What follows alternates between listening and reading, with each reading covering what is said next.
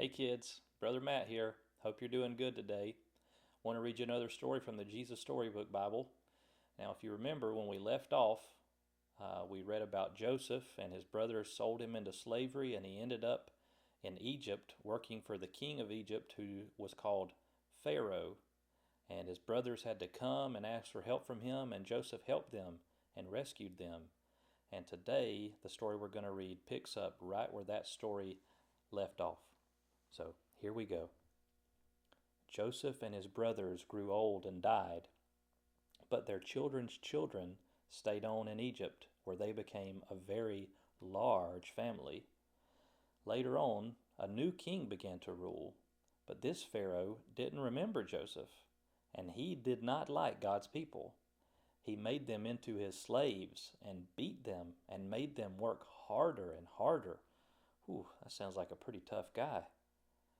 God's people cried out to God to rescue them, and God heard them. He remembered his promise to Abraham. He would look after his people. He would find a way to set them free. One day, Moses was looking after sheep when something caught his eye. A bush was behaving very oddly. It was flickering with flames, but its leaves were not burning up. He took a closer look.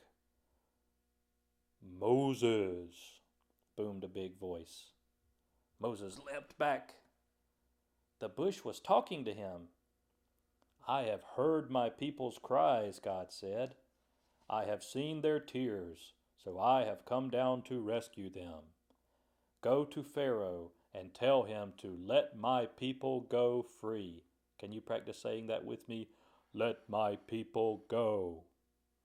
Moses was afraid, but God said, "I will be with you."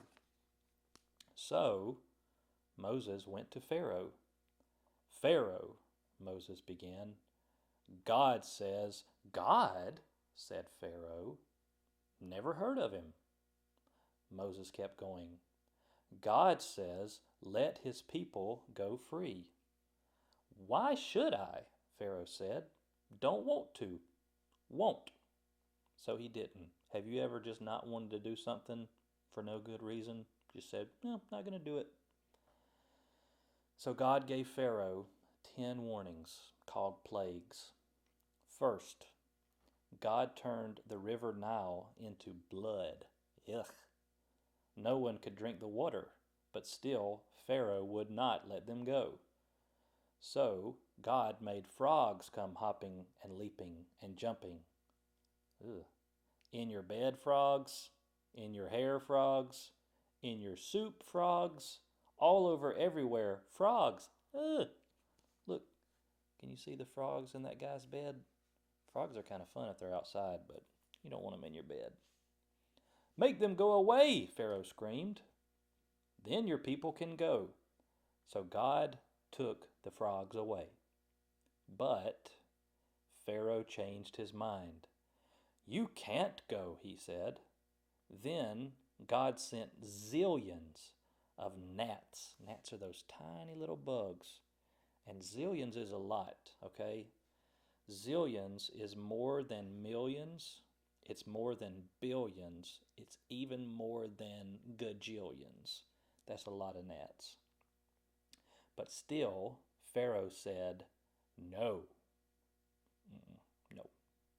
So then God sent swarms of flies.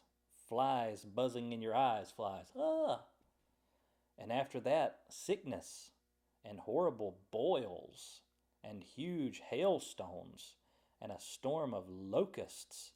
Then darkness when it should have been day, until it seemed that the whole world, creation and everything, was coming undone, falling back into darkness and emptiness and nothingness. But each time Pharaoh said, "Make it stop, and then I'll let them go."